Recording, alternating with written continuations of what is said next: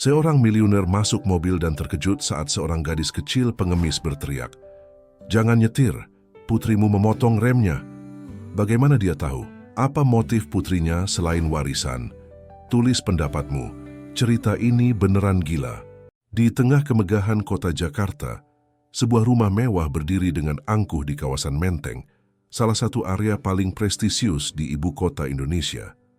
Rumah itu milik Pak Hendra Wijaya, seorang pengusaha sukses yang membangun kerajaan bisnisnya dari nol hingga menjadi salah satu konglomerat terkaya di negeri ini. Pria berusia 55 tahun itu berdiri di depan jendela besar kantornya di lantai 2, memandang taman pribadi yang dirancang oleh arsitek ternama dari Singapura.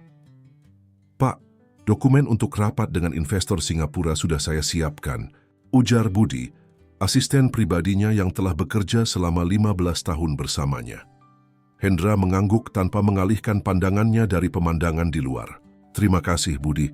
Tolong ingatkan Dian untuk ikut rapat besok. Sudah waktunya dia belajar lebih banyak tentang bisnis keluarga." Budi ragu sejenak. "Nona Dian, dia belum kembali dari acara dengan teman-temannya, Pak." Kekecewaan terpancar jelas di wajah Hendra. Putri tunggalnya Dian Wijaya berusia 25 tahun, cerdas dan berpendidikan tinggi lulusan universitas terbaik di Australia, namun belakangan ini semakin sulit diatur. Pertunangan yang direncanakan Hendra antara Dian dan putra sahabat, lamanya Reza Pratama, seolah membuat hubungan ayah dan anak itu semakin renggang. "Hubungi dia. Katakan saya ingin bicara segera setelah dia pulang."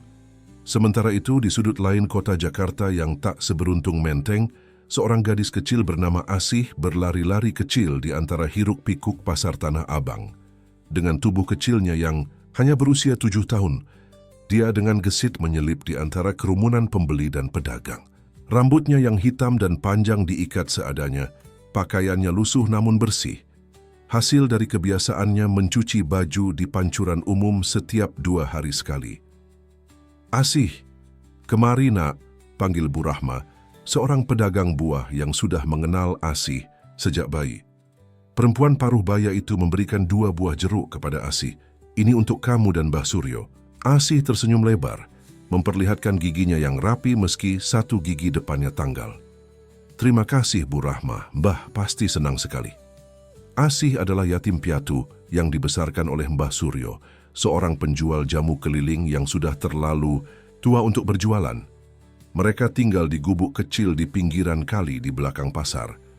Meski hidup serba kekurangan, Asih tumbuh menjadi gadis kecil yang cerdas dan berbudi luhur. Setiap hari dia membantu para pedagang di pasar dan mendapatkan sedikit uang atau makanan sebagai imbalannya. Sore itu, ketika Asih sedang dalam perjalanan pulang, hujan deras tiba-tiba turun membasahi Jakarta. Gadis kecil itu berlari mencari tempat berteduh dan tanpa sengaja berakhir di depan bengkel mobil mewah di Jalan Sudirman. Dia bersembunyi di balik tumpukan ban bekas, mengamati aktivitas para mekanik yang sedang menangani berbagai mobil mewah. "Semua harus sempurna," ujar seorang wanita muda dengan pakaian modis dan kacamata hitam mahal. "Jangan sampai ada yang curiga." Mekanik bertubuh kekar itu mengangguk.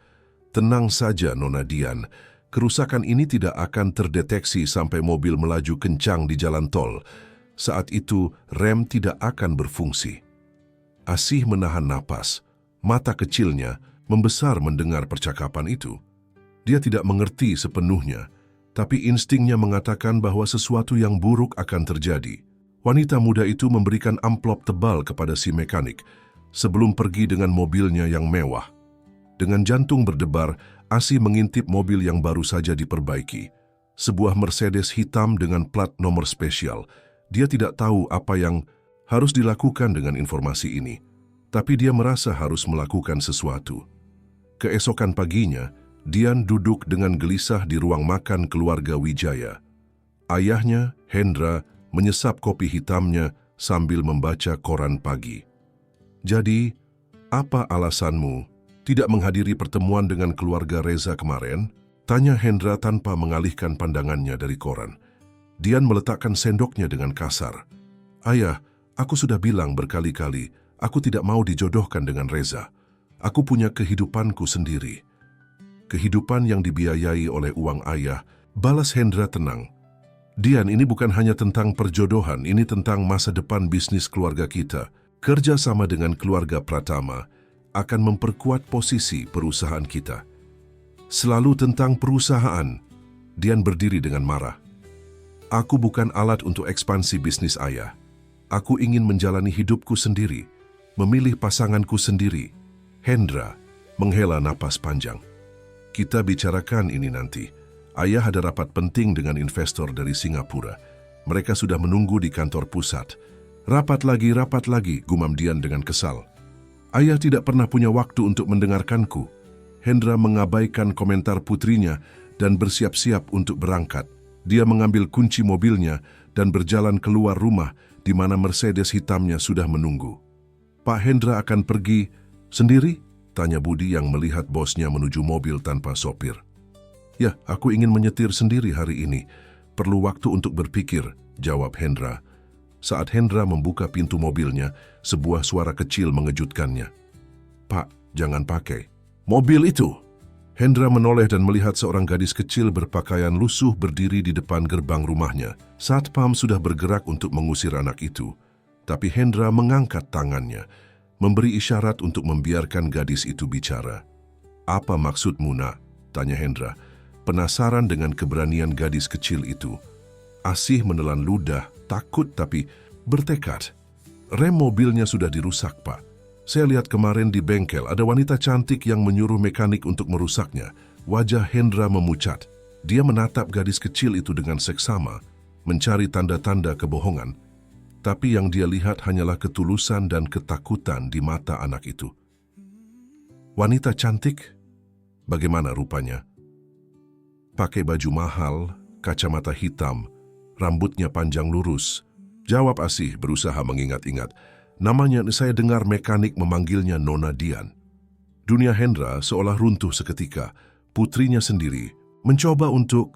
Hendra menatap gadis kecil itu dengan pandangan tidak percaya. Berita ini bagaikan petir di siang bolong, terlalu mengejutkan untuk diterima begitu saja. Namun, sesuatu dalam dirinya mendorong untuk tidak mengabaikan peringatan. Ini, siapa namamu, nak? Tanya Hendra dengan suara bergetar. Asih, Pak.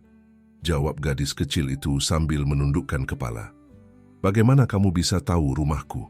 Dan kenapa kamu repot-repot datang untuk memperingatkanku? Asih mengangkat wajahnya, mata polosnya menatap langsung ke mata Hendra. Saya mengikuti mobil itu dari bengkel, Pak. Saya tahu alamat ini karena sering melihat mobil ini di televisi. Dan kenapa saya memperingati Bapak? Asih terdiam sejenak sebelum melanjutkan. Mbah Suryo selalu mengajarkan saya untuk menolong orang lain, tidak peduli siapa mereka. Hendra tertegun mendengar jawaban polos itu. Dia menoleh ke arah Budi yang berdiri tidak jauh darinya. Budi, tolong panggil montir kepercayaan kita untuk memeriksa mobil ini. Jangan sampai Dian tahu. Sementara menunggu montir datang, Hendra mengajak Asih masuk ke ruang tamu. Gadis kecil itu tampak kagum melihat kemewahan rumah Hendra, tapi tidak berani menyentuh apapun. Kamu tinggal di mana, Asih? Tanya Hendra lembut. Di belakang pasar Tanah Abang, Pak. Bersama Mbah Suryo, dia yang merawat saya sejak bayi. Hendra mengangguk perlahan. Kamu sudah sarapan? Asih menggeleng malu-malu. Hendra langsung memanggil pembantunya untuk membawakan makanan. Tak lama kemudian, Asih menikmati sarapan paling mewah dalam hidupnya. Roti panggang dengan selai, telur mata, sapi, dan segelas susu hangat.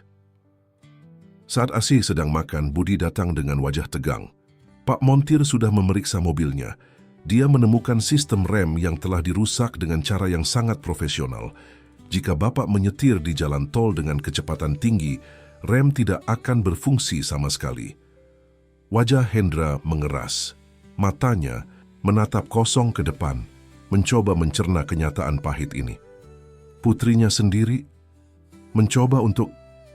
Dia bahkan tidak sanggup menyelesaikan pikiran itu. Di mana Dian sekarang? Tanya Hendra dengan suara dingin. Nona Dian masih di kamarnya, Pak. Panggil dia ke ruang kerja saya. Sekarang. Budi mengangguk dan segera bergegas menuju lantai 2. Hendra berpaling ke Asih yang sudah menyelesaikan sarapannya. Asih, terima kasih. Kamu mungkin sudah menyelamatkan nyawaku hari ini.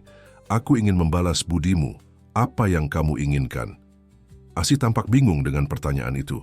"Saya tidak menginginkan apa-apa, Pak. Saya hanya melakukan apa yang Mbah Suryo ajarkan." Hendra tersenyum tipis. "Baiklah, tapi aku tetap ingin membantumu dan Mbah Suryo. Budi akan mengantarmu pulang dan berbicara dengan kakekmu. Aku janji akan membantu kalian." Setelah Asih diantar pulang oleh salah satu sopir, Hendra duduk di ruang kerjanya, menunggu dengan gelisah. Kepalanya dipenuhi pertanyaan yang tidak bisa dijawab. Mengapa? Apa yang mendorong putrinya sampai tega melakukan hal ini? Pintu ruang kerja terbuka, dan Dian masuk dengan wajah acuh tak acuh. "Ayah memanggilku?" "Duduklah," perintah Hendra dengan nada datar. Dian duduk di kursi di depan meja kerja ayahnya. "Ada apa? Bukankah ayah ada rapat penting?" "Rapat dibatalkan," jawab Hendra singkat. "Aku ingin bertanya sesuatu padamu, Dian, dan aku harap kamu jujur." Dian mengangkat alisnya, menunggu. "Apa yang kamu lakukan kemarin sore di bengkel di Jalan Sudirman?" Wajah Dian langsung berubah pucat. Matanya membelalak, tapi dia berusaha untuk tetap tenang. "Aku tidak mengerti apa maksud ayah." "Jangan bohong padaku," suara Hendra meninggi. "Kamu membayar mekanik untuk merusak sistem rem mobilku. Apa kamu? Sadar apa yang kamu lakukan? Kamu mencoba untuk..." Hendra tidak sanggup melanjutkan kata-katanya. Dian terdiam lama, ekspresinya campuran antara keterkejutan dan ketakutan. Akhirnya air mata mulai mengalir di pipinya. "Ayah, aku tidak bermaksud. Itu bukan ideku." "Lalu ide siapa?" tuntut Hendra. Aryo Sadewa." Nama itu membuat Hendra terkesiap. Aryo Sadewa, mantan wakil direktur di perusahaannya, yang dipecat 3 tahun lalu karena terbukti melakukan penggelapan dana. Pria itu bersumpah akan membalas dendam pada Hendra. "Apa hubunganmu dengan Aryo?" tanya Hendra, berusaha mengendalikan emosinya. Dian terisak. Kami bertemu beberapa bulan lalu di sebuah pesta.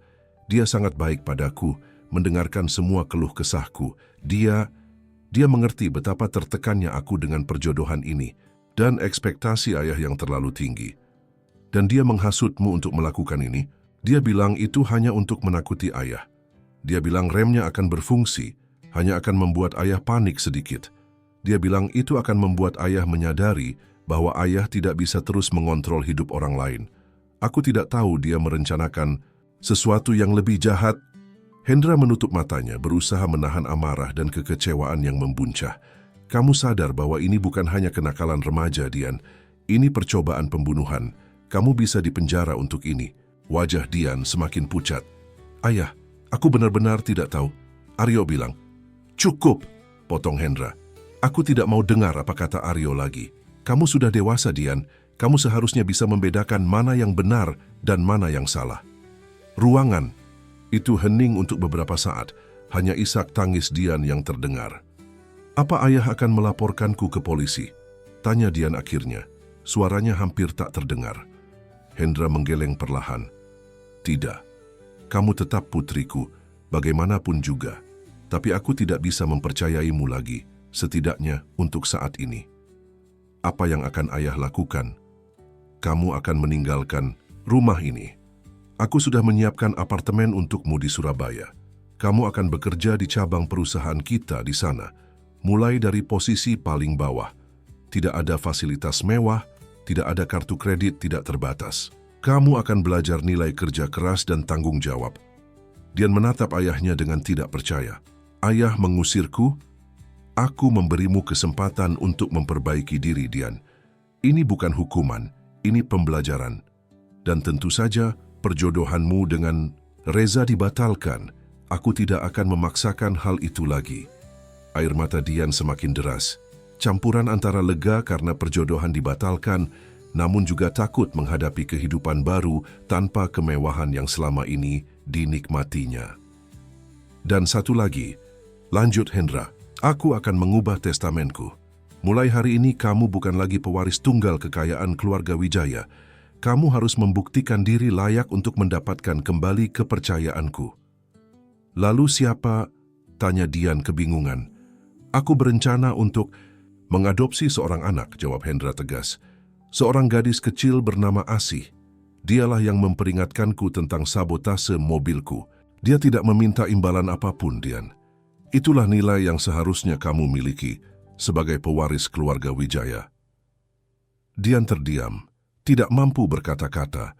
Dunianya seolah runtuh dalam sekejap. Kamu bisa pergi sekarang, kata Hendra. Budi akan membantumu berkemas. Kamu berangkat ke Surabaya besok pagi. Dengan langkah gontai, Dian meninggalkan ruang kerja ayahnya. Begitu pintu tertutup, pertahanan Hendra runtuh. Air mata mengalir di pipinya, meratapi hubungan ayah anak yang telah rusak dan pengkhianatan yang tidak pernah dia bayangkan akan datang dari putri kandungnya sendiri. Sementara itu, di sebuah gubuk kecil di belakang pasar Tanah Abang, Budi duduk berhadapan dengan Mbah Suryo, seorang pria tua dengan rambut putih dan wajah penuh keriput. Asih duduk di samping kakeknya, masih dengan ekspresi bingung. Jadi Pak Hendra Wijaya ingin mengadopsi Asih? Mbah Suryo mengulang pertanyaan dengan suara bergetar, matanya menatap Budi dengan campuran ketidakpercayaan dan kecemasan. Budi mengangguk, mantap. Benar Mbah, Pak Hendra sangat terkesan dengan keberanian dan kejujuran Asih. Beliau ingin memberikan kehidupan yang lebih baik untuknya. Mbah Suryo menggenggam tangan Asih erat-erat. Gadis kecil itu tampak bingung dengan pembicaraan orang dewasa di sekitarnya. Tapi Asih adalah satu-satunya yang saya miliki, kata Mbah Suryo lirih. Dia sudah seperti cucu kandung saya sendiri. Pak Hendra memahami hal itu, jawab Budi dengan lembut. Beliau tidak ingin memisahkan kalian. Mbah juga diundang untuk tinggal di rumah beliau. Atau jika Mbah lebih nyaman di sini, Pak Hendra akan merenovasi rumah ini dan menyediakan segala kebutuhan. Mbah juga akan mendapatkan perawatan kesehatan terbaik. Asih menatap kakeknya dengan mata berkaca-kaca. Mbah, apa kita akan berpisah? Mbah Suryo memeluk Asih erat. Tidak nak, Mbah tidak akan meninggalkanmu. Dia berpaling pada Budi. Saya perlu waktu untuk memikirkan semua ini. Ini terlalu mendadak. Tentu Mbah, Pak Hendra memahami itu. Beliau hanya ingin Mbah dan Asih tahu bahwa ada pilihan untuk kehidupan yang lebih baik. Budi mengeluarkan sebuah amplop tebal. Ini dari Pak Hendra, untuk kebutuhan Mbah dan Asih, dan ini kartu nama saya. Mbah bisa menghubungi saya kapan saja jika sudah siap berbicara dengan Pak Hendra. Setelah Budi pergi, Mbah Suryo membuka amplop tersebut dan terkesiap melihat jumlah uang di dalamnya. Jumlah yang tidak pernah dia bayangkan akan dia pegang seumur hidupnya. Mbah, kenapa menangis? Tanya Asih polos, melihat air mata mengalir di pipi kakeknya. Mbah hanya terharu nak, jawab Mbah Suryo, mengusap air matanya. Kamu telah melakukan hal yang sangat berani dan mulia. Mbah sangat bangga padamu. Apa kita akan tinggal di rumah besar itu, Mbah? Mbah Suryo tersenyum lembut. Kita lihat nanti nak, yang penting kita tetap bersama ya.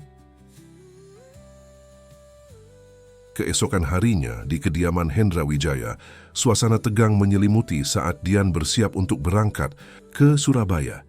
Gadis itu memilih membawa sedikit barang, meninggalkan sebagian besar pakaian dan barang mewahnya. Mobil sudah siap, Nona, kata Budi sopan. Dian mengangguk tanpa berkata-kata. Matanya sembab setelah semalaman menangis. Dia berjalan menuruni tangga dan menemui ayahnya yang berdiri di ruang tamu. Aku sudah siap, ayah, katanya lirih. Hendra menatap putrinya dengan pandangan yang sulit diartikan. Campuran antara kekecewaan, kemarahan dan kasih sayang yang tak pernah pudar. Dian, apapun yang terjadi, kamu tetap putriku. Ini bukan hukuman seumur hidup. Ini kesempatan bagimu untuk menemukan jati dirimu yang sebenarnya, tanpa bayang-bayang nama keluarga kita. Dian tidak menjawab, hanya mengangguk pelan. Aku sudah berbicara dengan manajer cabang di Surabaya. Dia tidak akan memberikan perlakuan khusus. Kamu akan bekerja seperti karyawan lain dan dinilai berdasarkan kinerjamu, bukan karena kamu putri pemilik perusahaan. Aku mengerti, ayah. Dan satu lagi, Hendra mengeluarkan sebuah amplop dari sakunya. Ini tiket pesawat untuk Mbah Suryo dan Asih. Mereka akan datang minggu depan. Aku harap saat kamu kembali nanti kamu bisa menerima mereka sebagai keluarga. Dian menatap amplop itu dengan perasaan campur aduk. Selama ini dia adalah putri tunggal, satu-satunya pewaris kerajaan bisnis Wijaya. Sekarang gadis kecil dari pinggiran kota akan menjadi saudaranya, bahkan mungkin mengambil tempatnya di hati sang ayah. Aku akan berusaha, ayah, jawabnya akhirnya, tidak yakin dengan kata-katanya sendiri. Mereka berpelukan singkat sebelum Dian memasuki mobil yang akan membawanya ke bandara. Dari jendela mobil, dia melihat ayahnya berdiri di depan pintu rumah. Sosoknya semakin mengecil saat mobil melaju menjauh. Seminggu kemudian, suasana di rumah keluarga Wijaya berubah drastis. Mbah Suryo dan Asih akhirnya menerima tawaran Hendra untuk tinggal bersama. Kamar di lantai 2 yang dulunya kamar tamu kini ditata ulang menjadi kamar Asih dengan perabotan anak-anak yang ceria dan rak buku penuh dengan buku cerita. Asih, ayo sarapan, panggil Hendra dari bawah. Gadis kecil itu berlari turun dengan riang, masih mengenakan piyama barunya yang bergambar kelinci. Selamat pagi, Om Hendra. Hendra tersenyum lembut. Selamat pagi, Asih. Bagaimana tidurmu semalam? Nyenyak sekali. Kasurnya empuk. Tidak seperti di rumah dulu yang sering bocor kalau hujan, jawab Asih polos. Mbah Suryo yang sudah duduk di meja makan tersenyum melihat interaksi keduanya. Pria tua itu tampak lebih sehat dengan pakaian baru dan perawatan medis yang diterimanya. Mbah, bagaimana kondisi kaki Mbah? Apa sudah lebih baik setelah terapi kemarin? Tanya Hendra. Jauh lebih baik, Pak. Saya tidak pernah menyangka di usia senja begini masih bisa merasakan perawatan seperti ini. Hendra menepuk bahu Mbah Suryo dengan hangat. Mbah sudah merawat Asih dengan sangat baik selama ini. Sekarang giliran Mbah yang menikmati hidup dengan nyaman. Setelah sarapan, Hendra mengajak Asih dan Mbah Suryo ke ruang kerjanya. Di sana, dia telah menyiapkan beberapa dokumen penting. Saya sudah berbicara dengan pengacara keluarga, kata Hendra. Semua dokumen untuk adopsi resmi Asih sudah disiapkan.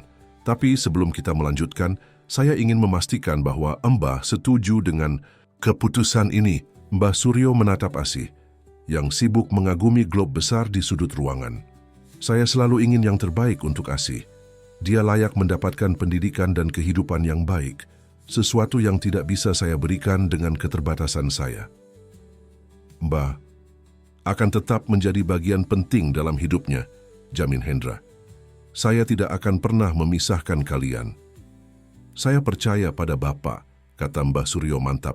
Asih, kemari nak. Asih mendekat dan duduk di pangkuan kakeknya. Ada apa, Mbah?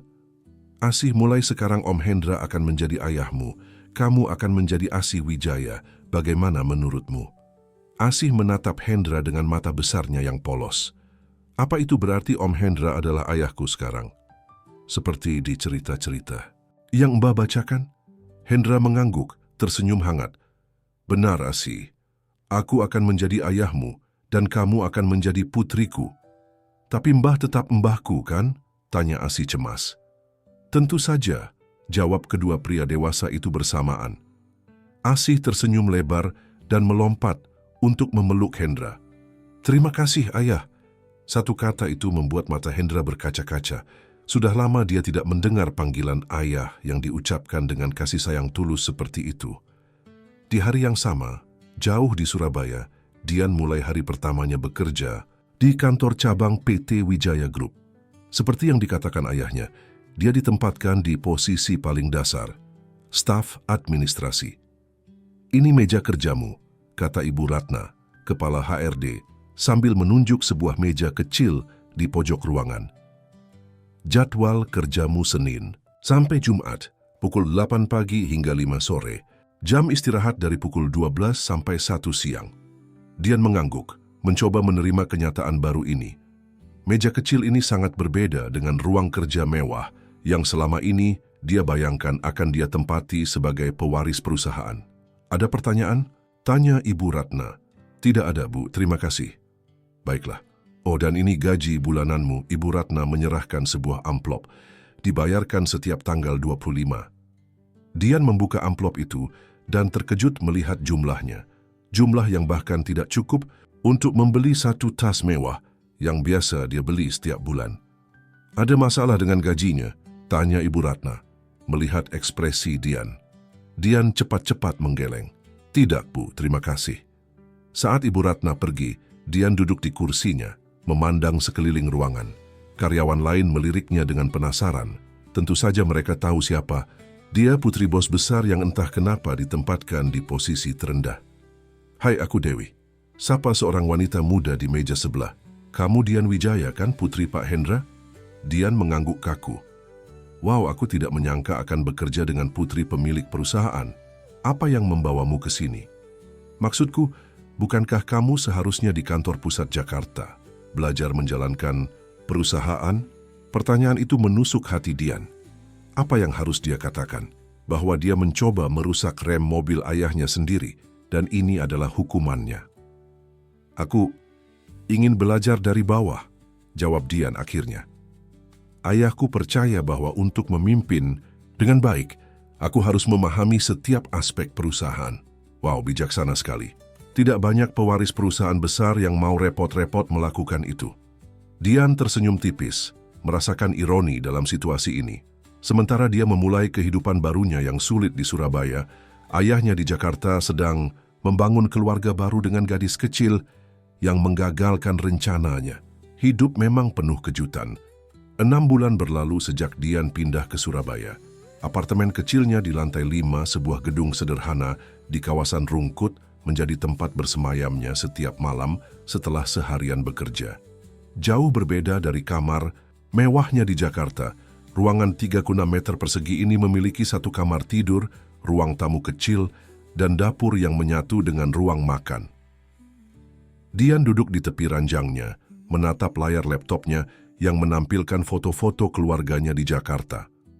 Foto terbaru yang dikirimkan Budi minggu lalu menunjukkan ayahnya Mbah Suryo dan Asih, kini secara resmi Asih Wijaya, sedang piknik di Taman Mini Indonesia Indah. Mereka terlihat bahagia, terutama ayahnya yang tersenyum lebar dengan cara yang sudah lama tidak Dian lihat. Suara notifikasi email masuk memecah lamunannya. Email dari Ibu Ratna, Kepala HRD, kepada SDRI, Dian Wijaya.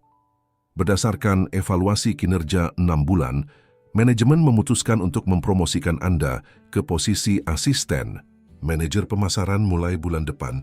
Selamat atas prestasi Anda. Dian membaca email itu berulang kali, tidak percaya dengan apa yang dilihatnya.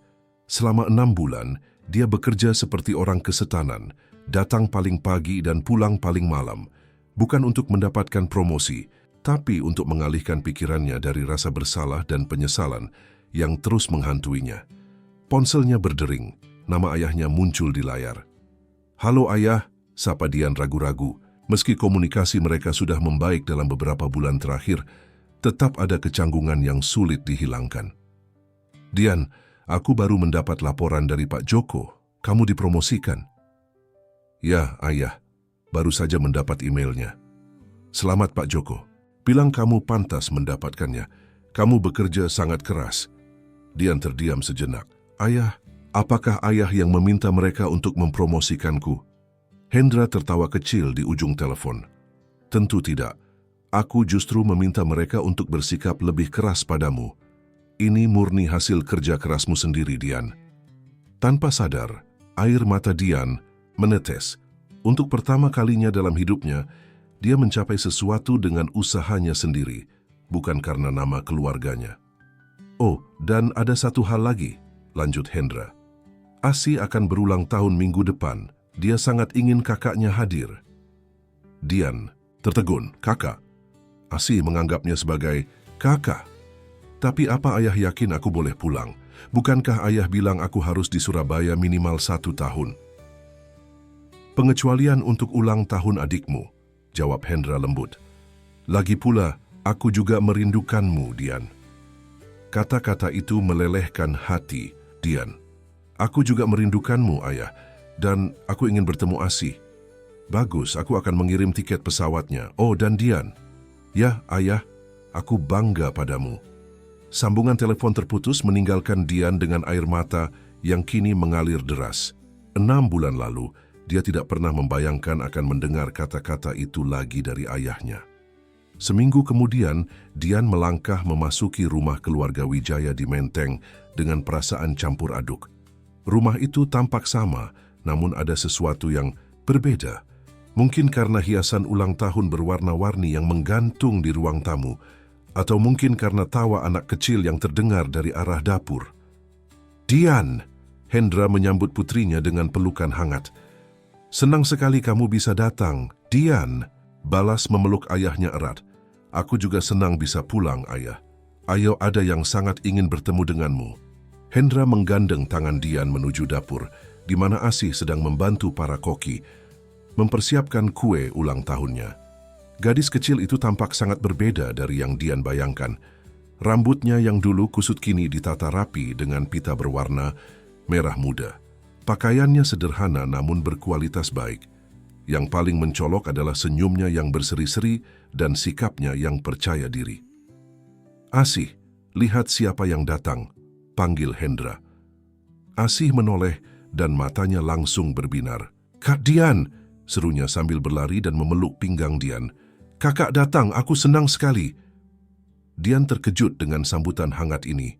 Dia telah mempersiapkan diri untuk menghadapi kecanggungan atau bahkan kebencian. Tapi alih-alih, gadis kecil ini memeluknya seolah dia adalah kakak kandungnya yang telah lama ditunggu. "Hai Asih," balas Dian canggung, perlahan membalas pelukan itu. "Selamat ulang tahun." "Terima kasih, Kak. Ayo kakak harus mencicipi kue coklatnya. Aku yang membantu membuatnya." Dian membiarkan dirinya ditarik oleh Asih ke meja dapur, di mana sebuah kue coklat berukuran sedang sudah dihias dengan krim warna-warni. Mbah Suryo yang duduk di kursi dekat jendela tersenyum melihat mereka. "Selamat datang kembali, Nona Dian," sapa pria tua itu ramah. "Terima kasih, Mbah," balas Dian, masih tidak terbiasa dengan kehadiran orang-orang baru ini di rumahnya. Pesta ulang tahun Asih berlangsung meriah, meski hanya dihadiri oleh keluarga dan beberapa teman sekolah barunya. Dian mengamati dari sudut ruangan bagaimana ayahnya berinteraksi dengan Asih. Ada kasih sayang tulus yang terpancar dari mata pria itu, sesuatu yang dulu jarang Dian lihat ditujukan padanya. "Dia anak yang luar biasa, bukan?" Budi tiba-tiba sudah berdiri di samping Dian, membawa 2 gelas jus. Dian menerima jus yang disodorkan dan mengangguk pelan. Ya, dia sangat ceria dan cerdas. Nilai-nilainya selalu terbaik di kelas. Pak Hendra sangat bangga. Dian merasakan sedikit nyeri di dadanya. Ayahnya selalu menekankan prestasi akademik, tapi dia tidak pernah mencapai ekspektasi setinggi itu. "Aku senang ayahku bahagia," katanya jujur. "Dia lebih bahagia lagi sekarang kamu kembali," kata Budi. "Dia sangat merindukanmu, kamu tahu. Setiap hari selalu bertanya tentang kabarmu pada Pak Joko." Mata Dian berkaca-kaca. "Benarkah?" "Tentu saja. Bagaimanapun juga kamu adalah putri kandungnya. Ikatan itu tidak akan pernah putus." Setelah pesta usai dan semua tamu pulang, Dian membantu membereskan ruangan. Asih, kelelahan setelah hari yang menyenangkan, tertidur di sofa. "Biar aku yang menggendongnya ke kamar," kata Hendra, mengangkat tubuh mungil Asih dengan hati-hati. Dian mengikuti ayahnya menaiki tangga, menuju kamar Asih yang dulunya adalah kamar tamu. Ruangan itu kini didekorasi dengan warna-warna cerah dan dipenuhi boneka serta buku-buku cerita. Hendra membaringkan Asih di tempat tidurnya dan menyelimutinya. "Dia sangat mengagumimu, kamu tahu," kata Hendra pelan. Saat mereka keluar dari kamar Asih, selalu bertanya kapan kakaknya akan pulang. "Aku tidak mengerti kenapa," jawab Dian. "Maksudku aku hampir..." Dia tidak tahu tentang itu, Dian, dan tidak perlu tahu. Yang dia tahu hanyalah bahwa kamu adalah kakaknya dan kamu sedang bekerja keras di Surabaya. "Ayah menceritakan tentangku padanya?" Hendra mengangguk. "Tentu saja, kamu tetap bagian dari keluarga ini." Mereka berjalan ke ruang kerja Hendra, tempat yang selalu menjadi saksi bisu percakapan serius mereka. Seperti biasa, Hendra duduk di kursi besarnya sementara Dian duduk di seberangnya. "Jadi bagaimana Surabaya?" tanya Hendra. "Berbeda," jawab Dian jujur. "Tapi aku belajar banyak. Tentang bisnis, tentang kehidupan, tentang diri sendiri." "Dan apa yang kamu pelajari tentang diri sendiri?"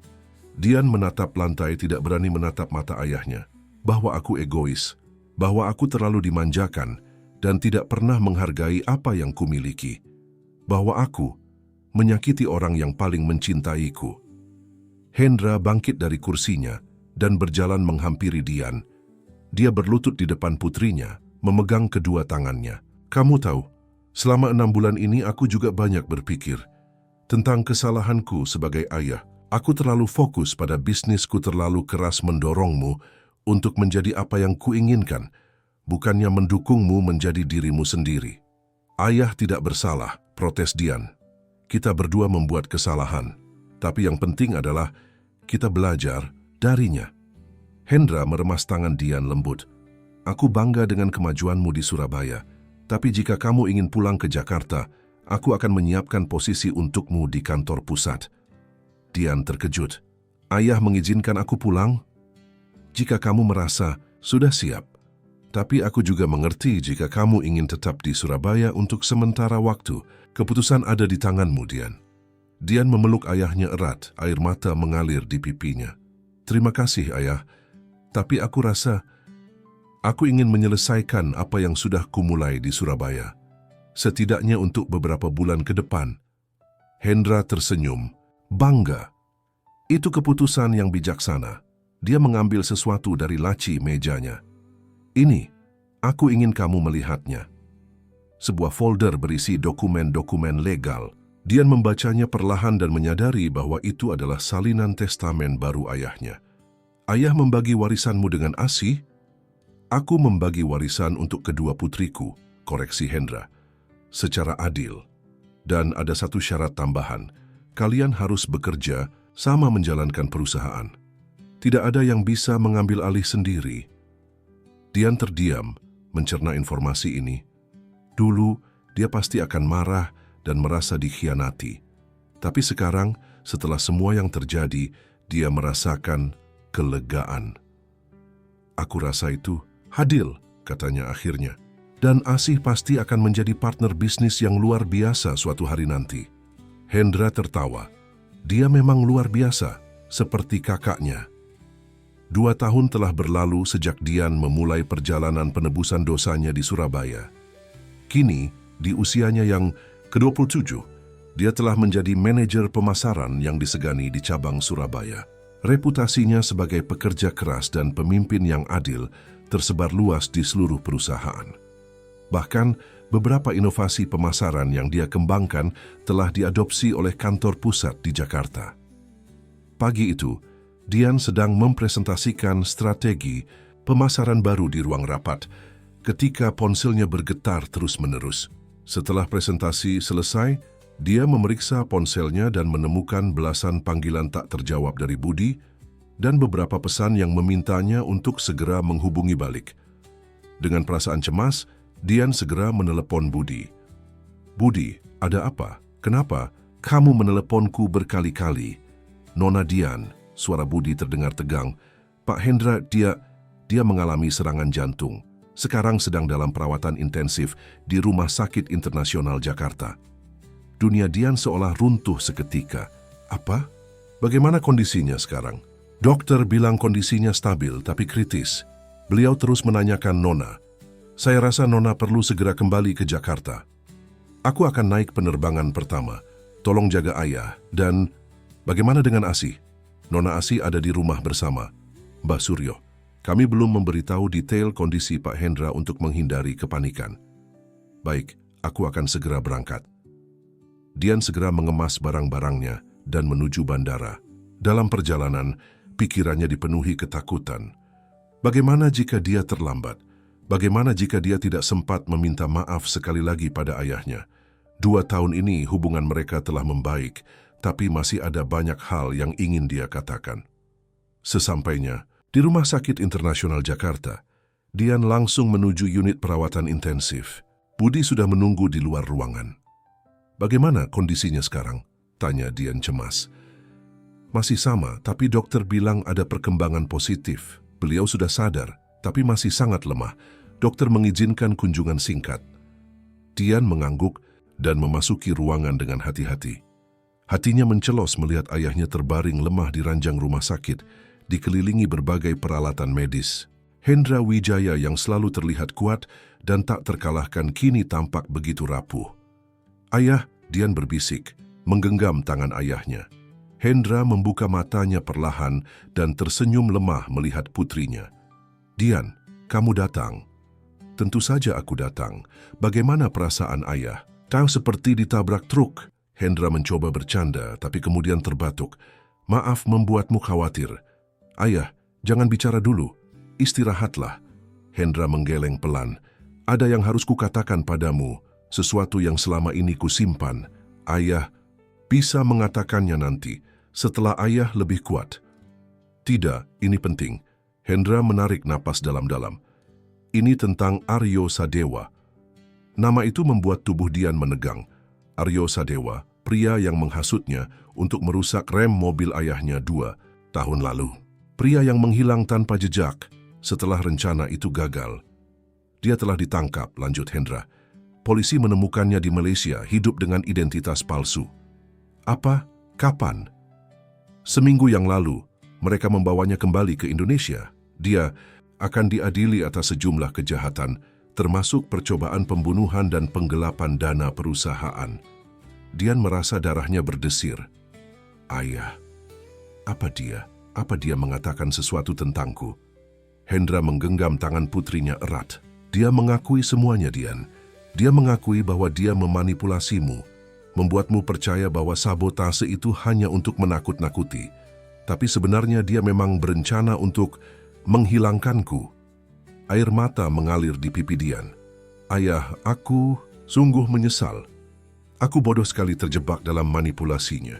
Kamu masih muda saat itu, Dian, dan aku tidak selalu menjadi ayah yang baik untukmu.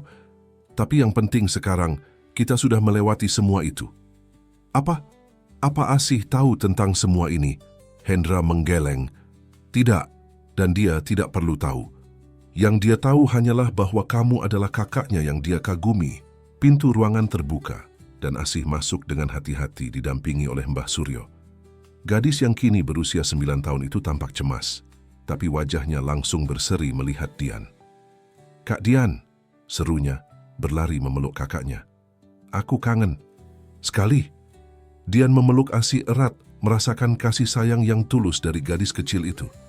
"Aku juga kangen padamu, Asih." Asih kemudian mendekati ranjang ayahnya. "Ayah, aku membawakan bunga kesukaan ayah," katanya, menunjukkan rangkaian bunga yang dibawanya. "Kapan ayah bisa pulang? Rumah sepi sekali tanpa ayah." Hendra tersenyum lemah. "Sebentar lagi, sayang. Ayah hanya perlu istirahat beberapa hari. Di sini." Mbah Suryo yang kini sudah berusia lebih dari 70 tahun, namun masih tampak sehat berkat perawatan medis yang baik, menepuk bahu Dian. "Syukurlah Nona bisa datang." Pak Hendra terus menanyakan Nona. "Terima kasih sudah menjaga ayah dan Asih, Mbah," balas Dian tulus. Dokter masuk ke ruangan dan meminta mereka untuk memberikan waktu bagi Hendra beristirahat. Saat keluar dari ruangan, Budi menarik Dian ke samping. "Nona, ada hal lain yang perlu Nona ketahui," bisiknya. "Polisi ingin bertemu dengan Nona terkait kasus Aryo Sadewa." Jantung Dian berdegup kencang. "Mereka tahu tentang keterlibatanku?" Pak Hendra sudah mengurusnya. Beliau meyakinkan pihak berwajib bahwa Nona adalah korban manipulasi, bukan kolaborator. Tapi mereka tetap membutuhkan kesaksian Nona. Dian mengangguk lemah. "Baiklah, aku akan bertemu dengan mereka. Aku siap mempertanggungjawabkan kesalahanku." Satu lagi, tambah Budi. "Ada wartawan yang mencium kasus ini. Mereka mulai menghubungi kantor untuk konfirmasi." "Apa yang mereka tahu?" "Sejauh ini hanya penangkapan Aryo dan hubungannya dengan perusahaan sebagai mantan eksekutif. Tapi jika mereka menggali lebih dalam, beritanya bisa merusak reputasi perusahaan."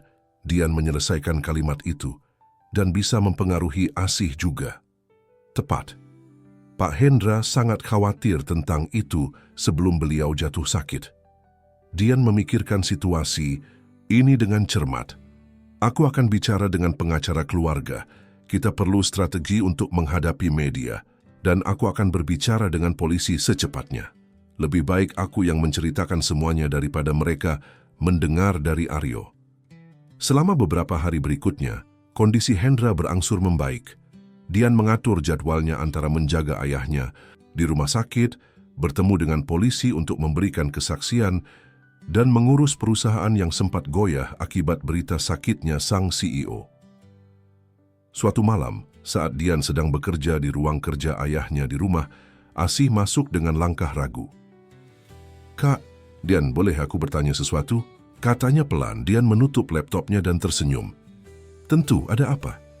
"Tadi di sekolah ada teman yang bertanya padaku. Mereka bilang ada berita tentang keluarga kita di internet." Asih tampak bingung. "Mereka bilang ada orang jahat yang mencoba menyakiti ayah dan katanya Kak Dian terlibat. Itu tidak benar, kan?" Dian merasa seperti disiram air es. Berita itu sudah menyebar dan yang lebih buruk sudah mencapai telinga Asih. Dia tidak tahu harus menjawab apa. Haruskah dia berbohong atau memberitahu kebenaran yang mungkin akan menghancurkan hubungan mereka? "Asih, duduklah," kata Dian akhirnya, menepuk sofa di sampingnya. "Ada hal-hal rumit yang terjadi sebelum kamu menjadi bagian dari keluarga ini. Hal-hal yang tidak selalu mudah dijelaskan." "Apa kakak marah pada ayah dulu?" tanya Asih polos.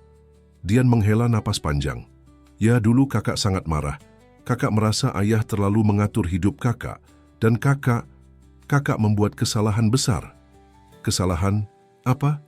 "Kakak mempercayai orang yang salah, orang yang punya dendam pada ayah, dan kakak hampir melakukan sesuatu yang sangat buruk." Dian menatap mata Asih dalam-dalam. "Tapi kemudian kamu datang dan menyelamatkan semuanya. Kamu menyelamatkan ayah, dan kamu juga menyelamatkan kakak dari kesalahan terbesar dalam hidup kakak." Asih terlihat mencerna informasi ini perlahan.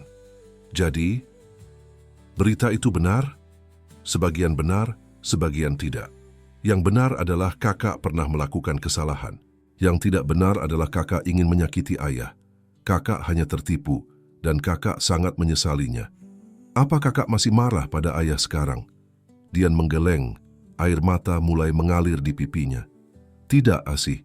Kakak sangat menyayangi ayah, dan kakak juga sangat menyayangimu." Asih terdiam sejenak, kemudian memeluk Dian erat. "Aku juga sayang kakak. Dan aku tidak peduli apa kata teman-temanku. Mereka tidak tahu kakak seperti aku." Dian membalas pelukan itu, membiarkan air matanya mengalir deras. Dia tidak pernah menyangka akan mendapatkan pengertian seperti ini dari seorang gadis kecil. Asih, dengan ketulusan dan kebijaksanaannya yang melampaui usianya, telah mengajarkan Dian arti penerimaan dan pengampunan yang sesungguhnya. "Terima kasih, Asih," bisik Dian. "Kamu memang adik terbaik yang bisa kakak miliki." Asih tersenyum lebar. "Dan kakak adalah kakak terbaik. Oh, aku punya ide.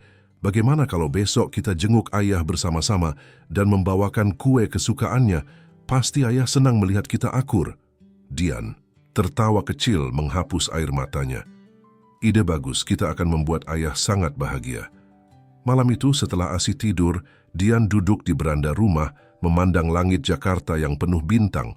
Ponselnya berdering, nomor tak dikenal. "Halo?" jawabnya Ragunan. "Dian Wijaya?" Suara di seberang terdengar familiar. "Ya, siapa ini?" "Ini Aryo Sadewa." Darah Dian berdesir. "Bagaimana kamu bisa meneleponku? Bukankah kamu sedang ditahan?"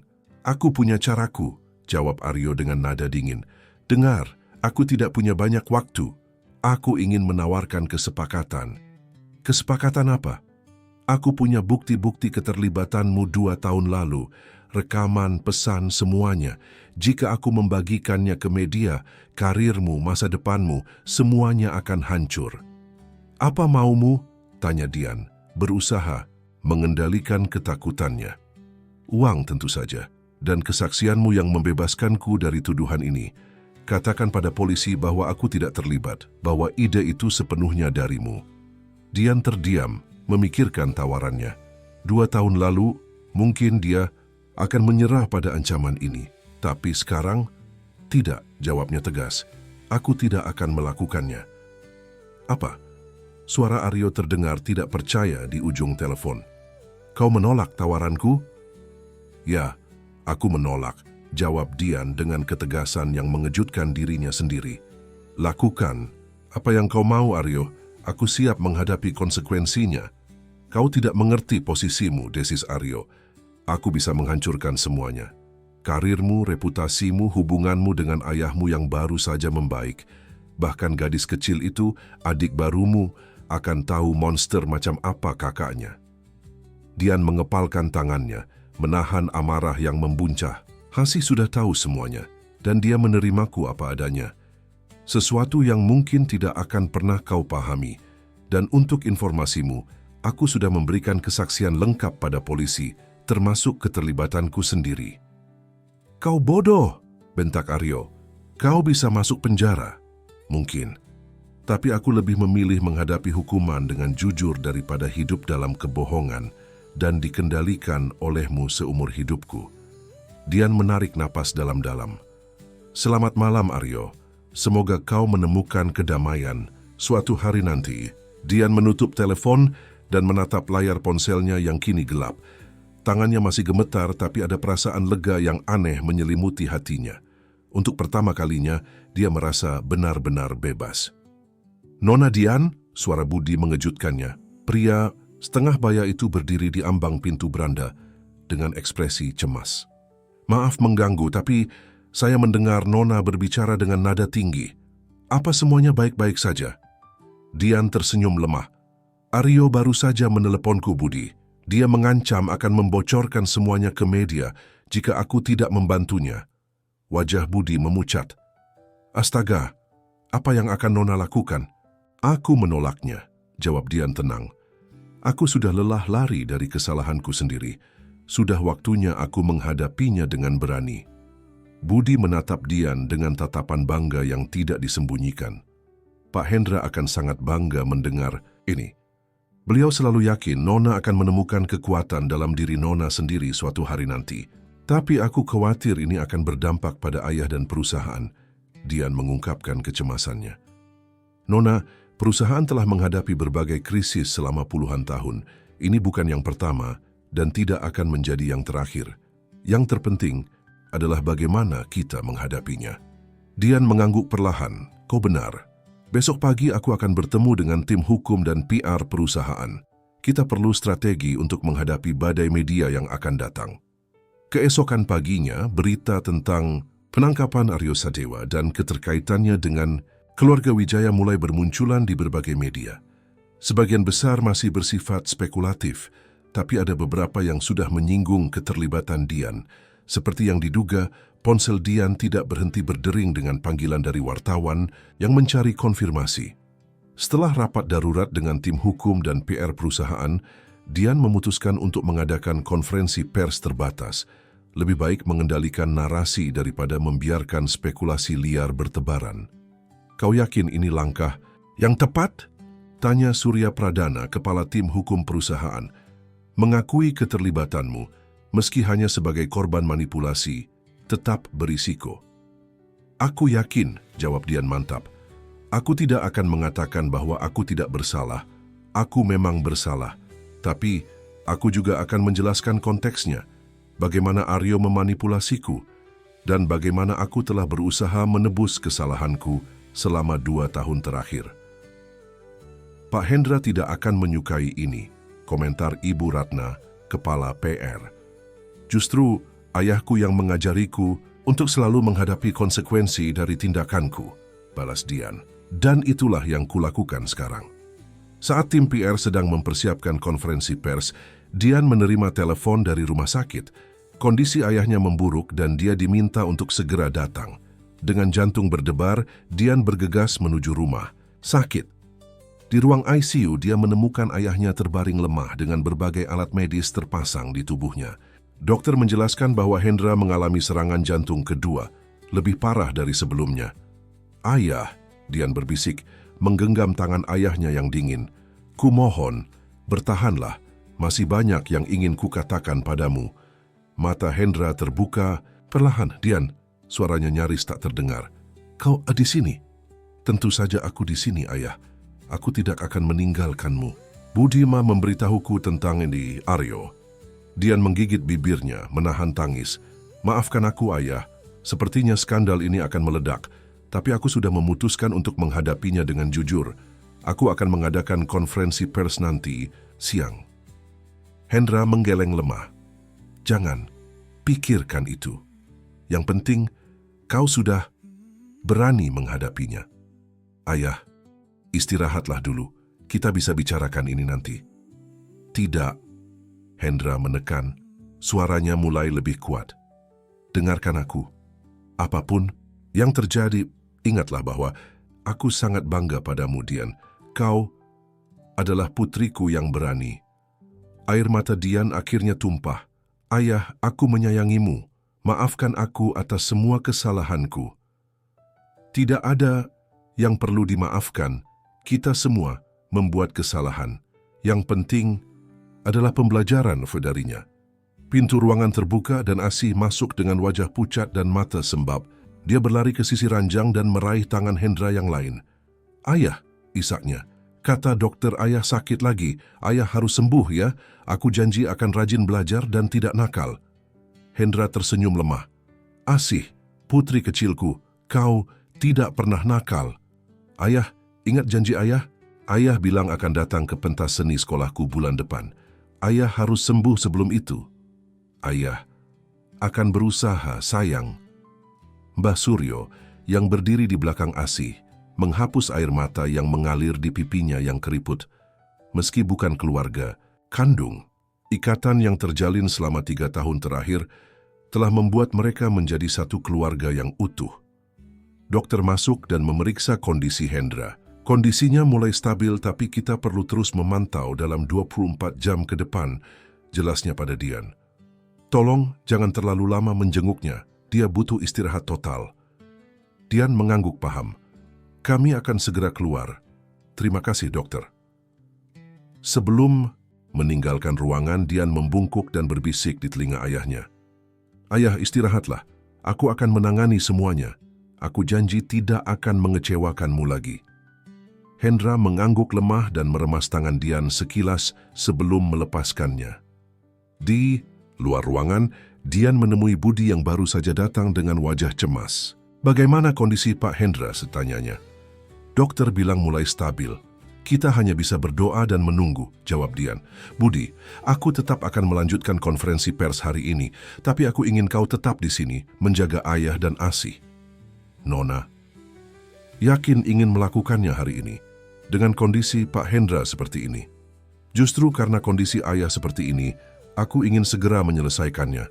Aku tidak ingin beban ini terus menggantung di atas keluarga kita. Konferensi pers diadakan di Hotel Berbintang 5 di pusat Jakarta pada pukul 3 sore. Ruangan itu penuh dengan wartawan dari berbagai media nasional dan beberapa media internasional. Dengan didampingi tim hukum dan PR perusahaan, Dian melangkah ke podium dengan kepala tegak. Selamat sore, Dian memulai dengan suara tenang. Terima kasih atas kehadiran Anda semua. Saya mengadakan konferensi pers ini untuk memberikan klarifikasi terkait pemberitaan yang beredar tentang hubungan keluarga Wijaya dengan tersangka Aryo Sadewa. Dian menarik napas dalam-dalam sebelum melanjutkan. 2 tahun lalu saya, Dian Wijaya, memang terlibat dalam rencana yang diprakarsai oleh Aryo Sadewa untuk merusak kendaraan ayah saya, Hendra Wijaya. Saat itu, saya berada dalam kondisi emosional yang tidak stabil, merasa tertekan oleh ekspektasi keluarga dan mudah dimanipulasi oleh Aryo yang memanfaatkan kelemahan saya. Ruangan itu dipenuhi suara kamera dan gumaman terkejut. Tidak banyak yang menyangka Dian akan mengakui keterlibatannya secara terbuka. Saya tidak berniat membuat pembelaan atau mencari simpati. Apa yang saya lakukan adalah kesalahan besar dan tidak ada pembenaran untuk itu.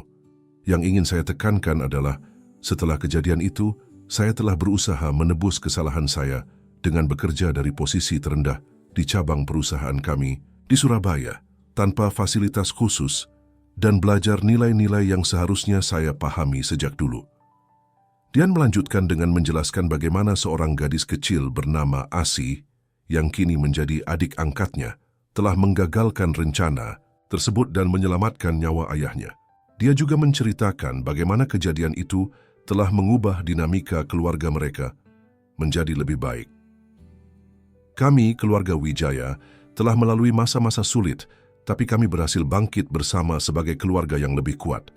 Saya berdiri di sini hari ini bukan untuk meminta pengampunan publik, tapi untuk menegaskan bahwa saya siap menerima konsekuensi hukum apapun atas perbuatan saya di masa lalu. Saya juga ingin menjadi contoh bahwa setiap orang bisa berubah dan menebus kesalahannya, tidak peduli seberapa besar kesalahan itu.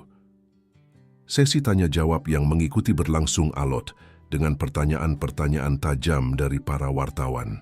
Namun Dian menghadapinya dengan tenang dan jujur, tidak berusaha menutupi fakta atau membuat dirinya terlihat lebih baik. Setelah konferensi pers berakhir, Dian kembali ke rumah sakit. Di luar dugaan, dia menemukan ayahnya sedang duduk di ranjang, tampak jauh lebih kuat dari pagi tadi. "Ayah," seru Dian terkejut. "Bagaimana kondisimu?" Hendra tersenyum lemah tapi tulus. "Jauh lebih baik. Dokter bilang keajaibannya datang setelah aku tertidur beberapa jam. Tekanan darahku kembali normal dan jantungku berdetak lebih stabil." "Syukurlah." Dian memeluk ayahnya hati-hati. "Aku sangat khawatir." "Budi memberitahuku tentang konferensi persmu," kata Hendra. "Dia merekamnya untukku." Hendra meraih tangan Dian. "Aku sangat bangga padamu, Dian. Kau menghadapinya dengan berani dan jujur. Aku hanya mengikuti apa yang kau ajarkan, ayah, menghadapi konsekuensi tindakan kita dengan kepala tegak." Pintu ruangan terbuka dan Asi masuk dengan wajah ceria. "Ayah sudah bangun!" serunya gembira berlari untuk memeluk Hendra. "Lihat aku membawakan bunga lagi, yang kemarin sudah layu." Hendra tertawa kecil mengelus rambut Asi. "Terima kasih sayang, ayah jadi semakin semangat untuk sembuh." Dian mengamati interaksi ayah dan adiknya dengan hati hangat. 3 tahun, lalu dia tidak pernah membayangkan akan berada dalam situasi seperti ini, memiliki adik yang tulus menyayanginya, hubungan yang lebih baik dengan ayahnya, dan keberanian untuk menghadapi kesalahannya sendiri. "Oh, Kak Dian," Asi berpaling padanya. "Tadi di televisi banyak yang membicarakan kakak. Mereka bilang kakak sangat berani karena mengakui kesalahan kakak di depan banyak orang." Dian tersenyum kecil. "Benarkah kakak tidak merasa berani? Kakak hanya merasa itu hal yang benar untuk dilakukan." "Itu definisi keberanian yang sebenarnya," komentar Mbah Suryo yang baru masuk ke ruangan. "Melakukan hal yang benar meski itu sulit." Selama seminggu berikutnya, berita tentang pengakuan Dian menjadi topik hangat di media dan masyarakat. Sebagian mengkritik, tapi banyak juga yang memuji keberaniannya mengakui kesalahan dan upayanya untuk berubah. Kasus hukumnya sendiri masih berjalan, tapi dengan kesaksian Hendra dan bukti-bukti manipulasi dari Aryo, kemungkinan besar Dian hanya akan mendapatkan masa percobaan. Pada suatu sore, ketika Hendra sudah dipindahkan ke ruang perawatan biasa dan kondisinya semakin membaik, keluarga Wijaya berkumpul di ruangan itu. Hendra yang duduk bersandar di ranjang memandang satu persatu wajah orang-orang yang dicintainya. Dian, putri kandungnya, yang kini telah menemukan jati dirinya.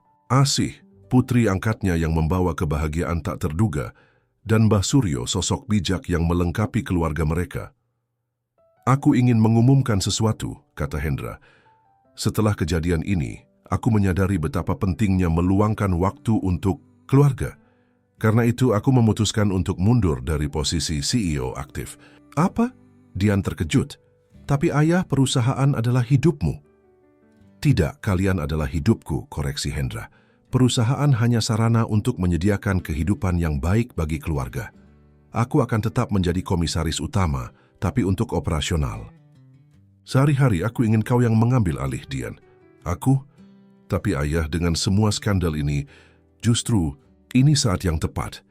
Kau telah membuktikan kematanganmu dengan menghadapi kesalahanmu secara terbuka, dan kau telah membuktikan kemampuanmu dengan prestasimu di Surabaya. Aku tidak bisa memikirkan orang yang lebih cocok untuk memimpin Wijaya Group ke depan." Dian tidak bisa berkata-kata, terlalu terharu dengan kepercayaan yang diberikan ayahnya.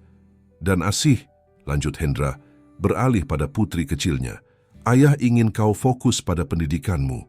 Suatu hari nanti kau dan kakakmu akan memimpin perusahaan bersama-sama. Sebagai tim yang tangguh." Asih mengangguk semangat. "Aku akan belajar sungguh-sungguh, ayah. Aku ingin jadi seperti Kak Dian, pintar dan berani. Hendra tersenyum lebar. Mbah Suryo, aku harap Mbah akan terus membimbing kedua putriku dengan kebijaksanaan Mbah. Mbah Suryo mengangguk, matanya berkaca-kaca. Saya akan selalu ada untuk mereka, Pak. Seperti Bapak selalu ada untuk saya dan Asih. Keluarga kita mungkin tidak konvensional, kata Hendra, menatap mereka satu persatu. Kita datang dari latar belakang, berbeda, dipersatukan oleh keadaan yang tidak terduga. Tapi ikatan kita justru lebih kuat karenanya. Kita telah melalui ujian terberat dan kita berhasil melewatinya bersama-sama. Dian menggenggam tangan ayahnya. Terima kasih ayah untuk kesempatan kedua. Aku janji tidak akan mengecewakanmu. Dan aku berjanji akan lebih banyak mendengarkan dan mendukung, bukannya hanya mengatur dan menuntut, balas Hendra. Asih yang tidak ingin ketinggalan menyelipkan tangannya di antara tangan ayah dan kakaknya. Aku berjanji akan jadi adik yang baik dan selalu membantu Kak Dian. Mbah Suryo meletakkan tangannya di atas tangan mereka. Dan saya berjanji akan selalu menjaga keluarga ini dengan segenap kemampuan saya. Begitulah, di ruang rumah sakit itu, keluarga Wijaya memperbarui komitmen mereka satu sama lain. Bukan sebagai keluarga sempurna, tapi sebagai keluarga yang telah belajar dari kesalahan, tumbuh dari penderitaan, dan menemukan kekuatan dalam pengampunan. Di luar jendela, matahari, Jakarta mulai terbenam memancarkan cahaya keemasan yang hangat menembus kaca jendela, seolah memberkati ikrar yang baru saja mereka ucapkan. Cahaya yang sama yang dulu menerangi langkah kecil. Asih saat dia berlari membawa peringatan ke rumah keluarga Wijaya 3 tahun lalu, tanpa tahu bahwa tindakan sederhana itu akan mengubah tidak hanya hidupnya, tapi juga hidup semua orang di ruangan. Ini para pendengar yang budiman, kami berharap kisah Asih dan keluarga Wijaya telah menyentuh hati Anda. Untuk melanjutkan perjalanan emosional ini, kami telah menyiapkan daftar putar khusus dengan cerita-cerita menawan lainnya. Temukan di sini dengan mengklik di sebelah kiri Anda. Jika Anda menyukai cerita ini, jangan lupa untuk berlangganan saluran kami dan memberikan suka pada video ini. Setiap hari kami membawakan cerita-cerita unik yang mengeksplorasi kompleksitas kehidupan. Jangan lewatkan konten-konten kami berikutnya. Kami menunggu komentar Anda.